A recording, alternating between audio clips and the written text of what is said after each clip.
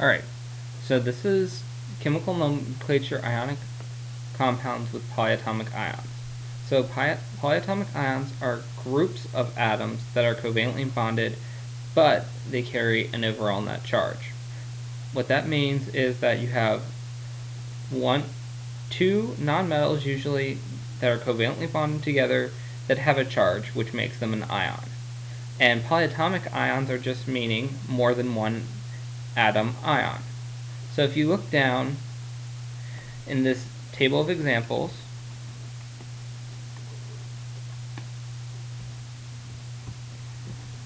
you will find 6 examples. These are the 6 you absolutely have to know. And these are for SOLs. You actually have to know more for my class. So these are just examples. Remember that polyatomic ion sheet I gave you and we've been doing quizzes on? Get that out now.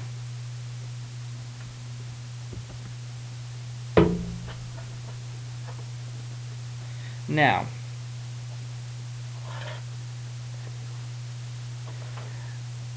there's a phrase we can use to help us remember 5 of the polyatomic ions. It's right here. It says Nick the camel ate clam supper in Phoenix. So 8 right here, that is going to be the ending used for the polyatomics that are represented by this statement. The first, and then you make a correction, 2 letters, so the first 2 letters are the letters that the polyatomic ion starts with. The number of consonants is the number of oxygens in the ion, and the number of vowels is the charge of the polyatomic. So if you note 8, then if you have an "ite" ending, your "ite" ion will always be 1 oxygen less than the 8 ending. So let's do an example. So let's do Nick. So with Nick, the first 2 letters are Ni, which means we should remember that Nick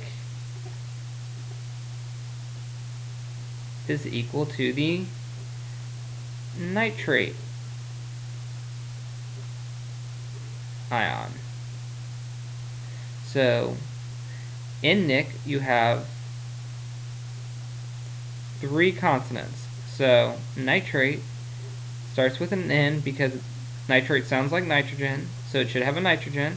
3 consonants means we have 3 O's, and then the 1 vowel right here says we have a -1.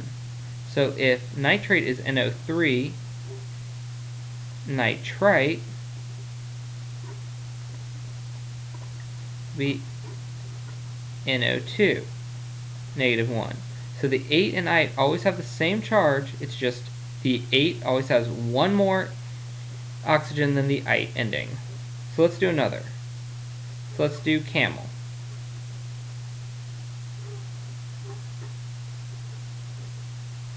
So the first 2 letters right here will give us the first 2 letters in the ion name.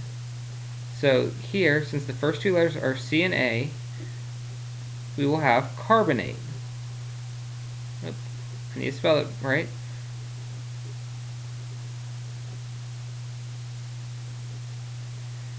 So carbonate, we have 1, 2, 3 consonants. So it's going to be CO. C comes from the fact that carbonate sounds like carbon, so it should have a carbon. There are 3 oxygens, and then we have 1, 2 vowels, so we have a -2 charge. So let's do one more. So let's do Phoenix.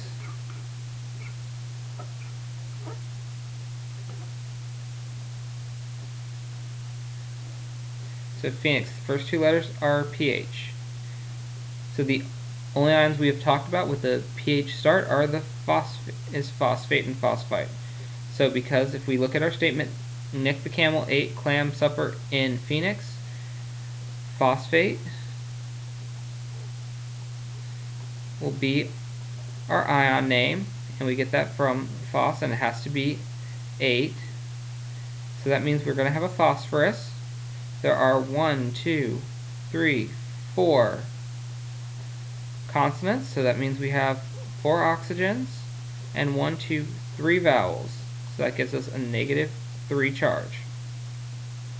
So if I want to know the ite ending, so phosphite,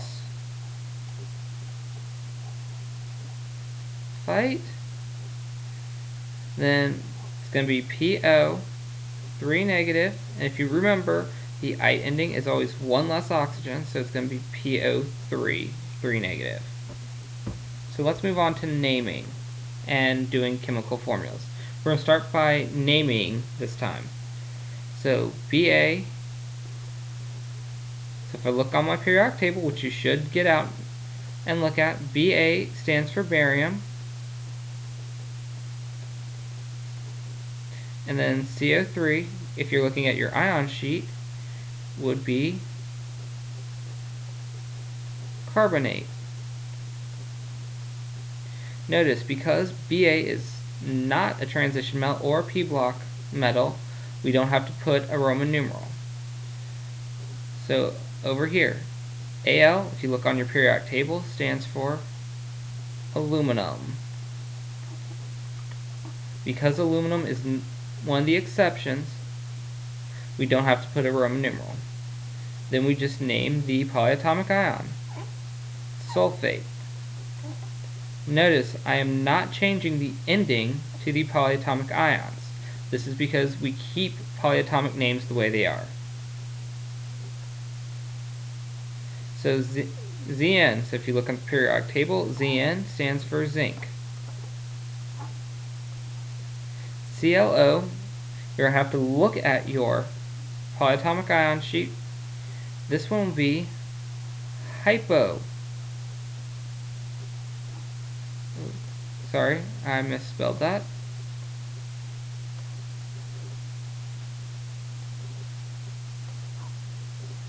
Hypochlorite.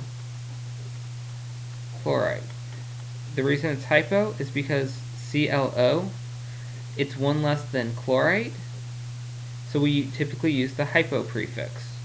Last one. This one we're going to have to, because it has a transition metal, we're going to have to figure out the transition metal charge. So Pb has a 1, C2H2, or H3, I'm sorry, O2, putting in parentheses, because we have 2 of these groups. So we're just going to uncross to figure out the charge of the lead. So it's going to be lead. Because it's transition metal, we're going to put the Roman numeral, lead 2. Then if you look at your polyatomic ion sheet, the ion is acetate.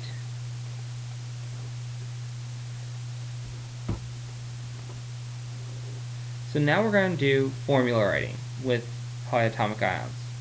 So cobalt. So we're going to write the symbol for cobalt, which is CO. We know it's got a +3 charge because of the Roman numeral. Nitrate. So that's going to be our NO3 -1. We're still going to do the crisscross rule. So it's going to be CO, because the 1 gets brought down, CO is just going to be 1. Now we're going to draw parentheses around the NO3. The reason is we treat the NO3 as one group. So the polyatomics get treated as one group. So I'm putting the 3 outside of the parentheses when I crisscross. This lets me know that I have 3 of these ions, not just 1. It also tells me that I don't have 33 oxygens. It just means I have 3 NO3 groups. So let's try another one. Ammonium chloride. NH4 has a +1 charge. So this makes ammonium are cations. So this is what we're going to put first in our formula. Chloride is going to have a -1 charge. Remember, chlorine's in the 17th group. So if you're in group 17, you always have a -1 charge. Cross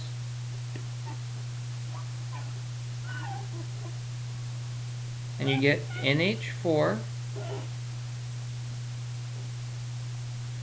Cl. I don't need parentheses here because they're each only going to be 1. Silver chlorate, so silver is Ag, and chlorate is ClO3 with a -1 charge. If you'll remember, silver is one of our exceptions and always has a +1 charge. So I crisscross, get my formula, so I get AgClO3, and because they're both 1s, I don't need to put a parentheses around the ClO3. Barium phosphate, write your symbol from the periodic table, which is Ba. It's in group 2, so that means I always have a +2 charge. And phosphate, PO4 3-. So again, we're just going to cross our charges to make subscripts. So that means Ba gets a subscript of 3, and because we're going to have more than one phosphate, we're going to put the phosphate in parentheses, and then put the number of phosphates outside. So in this case it's 2, because when we did our crisscross, the 2 became the subscript of the phosphate. And now you're done with all types of ionic naming and polyatomic naming.